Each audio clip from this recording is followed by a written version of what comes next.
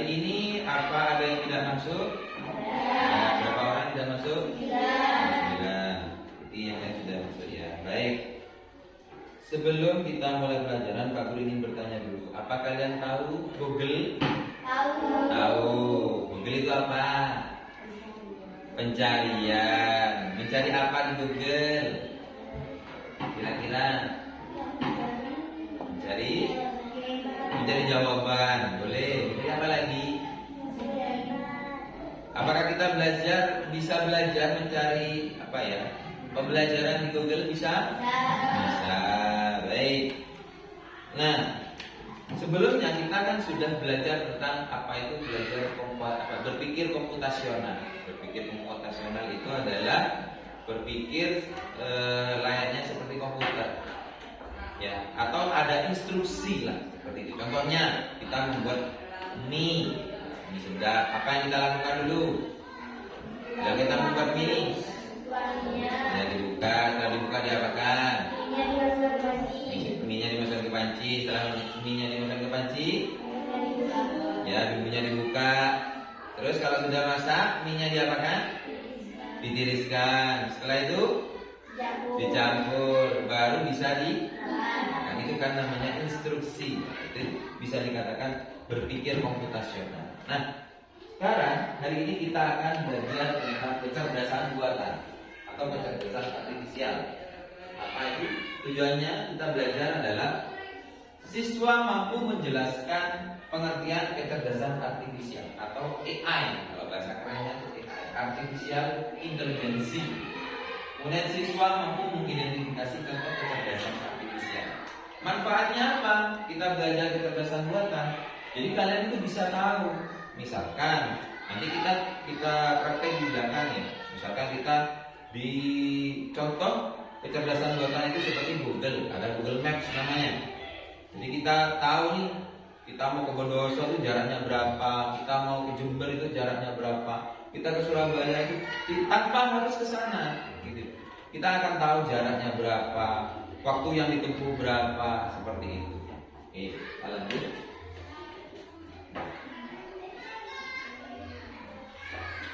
Apa pengertian dari AI atau Artificial Intelligence? Yaitu kemampuan mesin untuk meniru kecerdasan manusia, seperti berpikir, belajar, memecahkan masalah, dan membuat keputusan. Jadi dia bukan hanya seperti manusia. Kita suruh, tapi dia mencari juga, seperti itu. Bukan hanya, misalkan kita suruh, misalkan nih kita punya sound system nih, kita hidupkan, ya udah dia hidup. Dia nggak bisa ngomong sendiri, nggak bisa berpikir sendiri kan tidak. Baru dia hanya dapat perintah saja. Tapi kalau kita AI itu dia bisa berpikir sendiri, belajar, memecahkan masalah, membuat keputusan. KA membantu komputer belajar dari pengalaman dan melakukan tugas tanpa selalu perlu diperintah oleh manusia secara langsung. Jadi seperti itu. Karakteristik kecerdasan artifisial. KA belajar dari data atau machine learning. Contohnya nih, kita pernah buka YouTube ya? Pernah buka YouTube. Yang kamu cari di YouTube tuh apa? Kartun. Terus mungkin membuat apa gitu? Membuat hiasan. Kamu tinggal tulis di YouTube membuat hiasan. Membuat hiasan apa saja kamu. Tapi lebih spesifik lagi kalau misalkan membuat hiasan dinding, membuat membuat mainan misalkan, atau membuat layang-layang, atau membuat apa saja, itu biasanya muncul. Nah, itu namanya mencari. Dia tidak hanya disuruh, tetapi dia juga ikut mencari. Dia berpikir juga seperti itu. Kemudian KA itu juga mampu beradaptasi dan meningkatkan performanya. Contohnya kita Google Maps. Jadi dia misalkan dari sini ke Bondowoso, itu dia bisa melihat ada berapa jaraknya, berapa waktu tempuh dari sini ke alun-alun Bondowoso, misalkan seperti itu. Kemudian KA juga bekerja berdasarkan algoritma dan model. Jadi misalkan kita belanja di Shopee, nah kira-kira yang sering dibeli itu ada biasanya di sana. Misalkan kita sering beli alat-alat tulis, itu nanti akan muncul sendiri. seperti itu, akan muncul langsung. Kemudian KA itu juga mampu mengenali pola dan membuat keputusan secara otomatis. Misalkan contohnya di Facebook. Di Facebook itu biasanya nanti akan muncul, oh ini wajahnya sekian, umurnya sekian, itu akan muncul di situ. Ini seperti itu.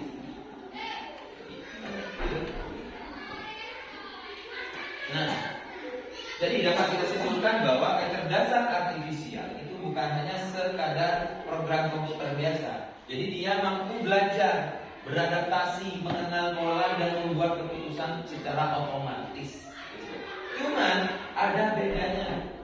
Bedanya apa? Walaupun dia juga cerdas, tetapi ada bedanya. Bedanya kalau manusia itu berpikir sendiri dan dia punya perasaan, sedangkan kecerdasan artifisial itu tidak punya perasaan. Kemudian kalau manusia itu bisa belajar banyak yang berbeda, tapi kalau KA itu hanya yang diprogram. Misalkan kita mencari hiasan misalkan, ya itu aja yang keluar, tidak mungkin ada yang lain. Kemudian bisa memahami konteks yang luas, itu kalau manusia. Sedangkan KA itu hanya memahami hal yang ada di dalam datanya saja. Kemudian bisa membuat keputusan dengan pertimbangan emosi, karena ada perasaan. Tapi kalau KA itu tidak punya perasaan, hanya angka dan pola saja. Jadi seperti itu. Oke, kita lanjut. Nah, kita mengidentifikasi kecerdasan artifisial. Jadi mesin itu ada dua, ada mesin non cerdas dan mesin cerdas. Mesin non cerdas itu dia hanya diperintah langsung, tetapi dia tidak bisa berpikir sendiri. Contohnya nih, kipas angin, kemudian blender, kemudian setrika listrik. Itu adalah contoh mesin non cerdas. Kenapa? Kalau kita hidupkan, dia tidak akan berhenti sendiri. Seperti itu.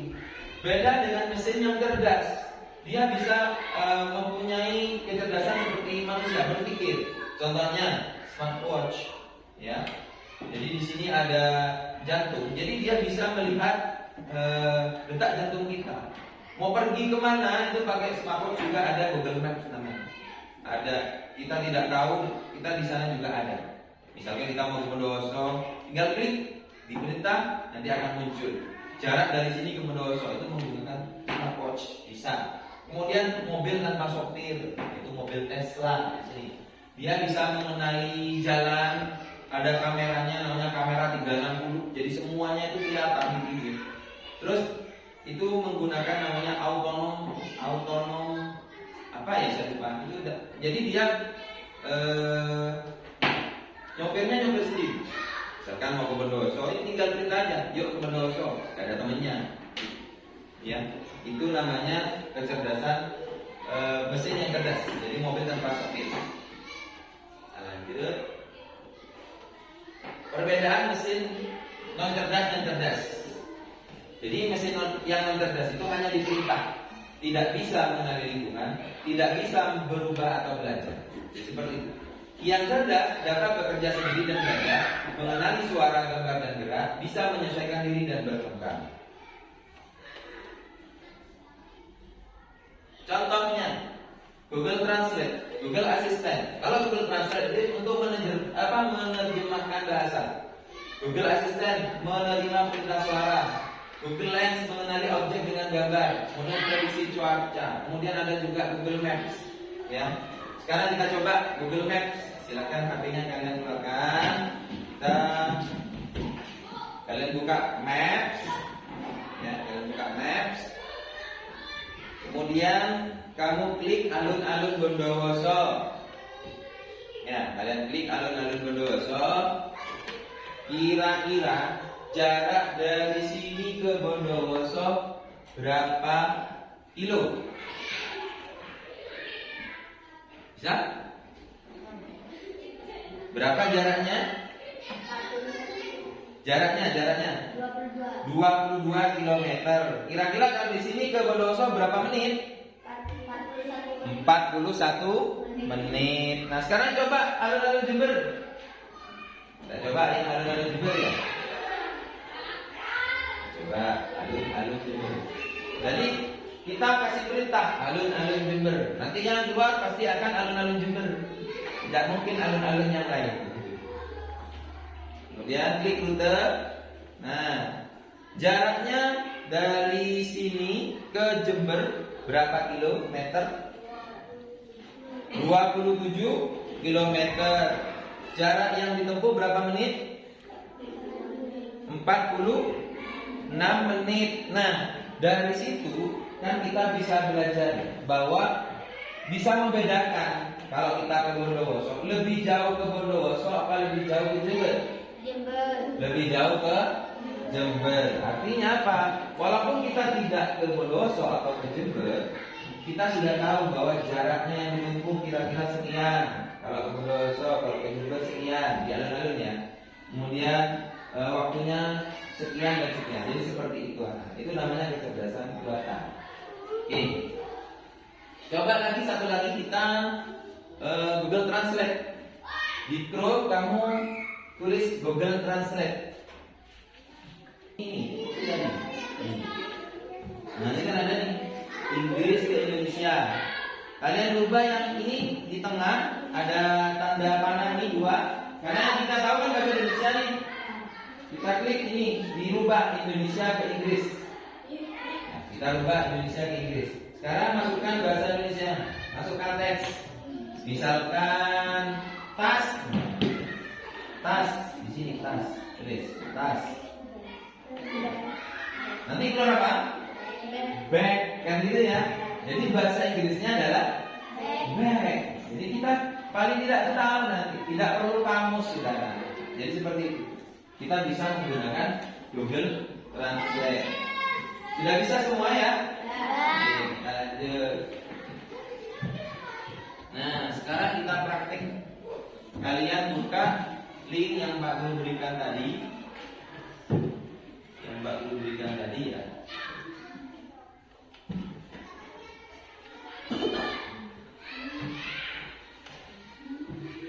Sudah bisa dibuka linknya?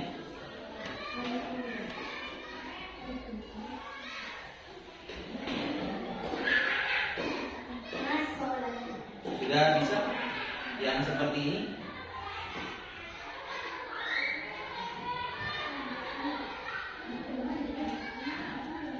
Yang ini sudah bisa dibuka? Sudah bisa ya? Sudah bisa, kita coba. Ayo lanjutkan. Nah itu di sini ada namanya AI. Apakah ini ikan? Di sini ada perintahnya. Lanjut. Silakan, bisa dilanjut? Bisa ya? Sampah yang dibuang di air mempengaruhi kehidupan laut. Pada kegiatan ini kamu akan memprogram atau melatih AI atau kecerdasan buatan untuk mengidentifikasi ikan atau sampah. Ayo bersihkan lautan. Klik di mana saja di layar untuk lanjutkan.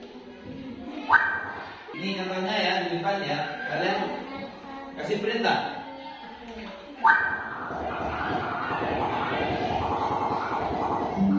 Ini ada pemberitahuannya. Jadi seperti itu. Contohnya nih ikan. Ini ikan. Ini bukan ikan. Ini bukan ikan. Ini bukan ikan. Jadi seperti itu.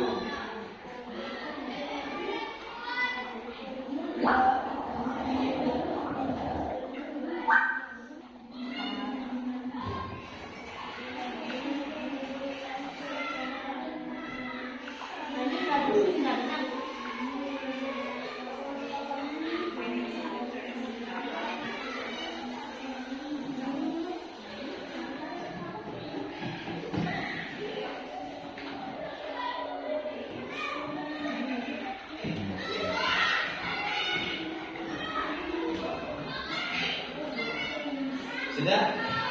Bagaimana? Sudah bisa memasukkan perintahnya? Kalau sudah boleh dilanjut ya? Ya, boleh dilanjut. Lanjut. Bagaimana?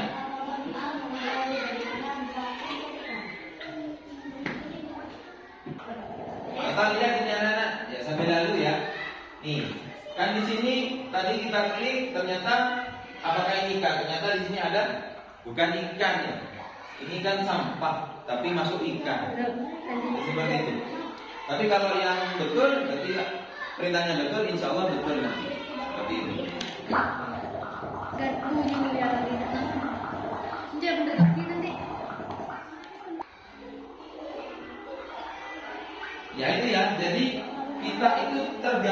dari perintah yang kita berikan. Jadi seperti itu. Misalkan apakah itu ikan atau bukan, sampah atau bukan. Jadi AI itu apa yang memberi apa yang kita perintah.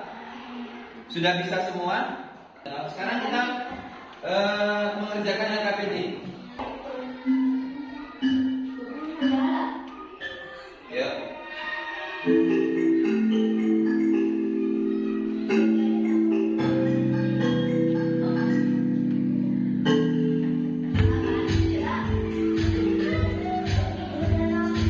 Ada 12 soal. Kita mesti kerjakan yang mudah.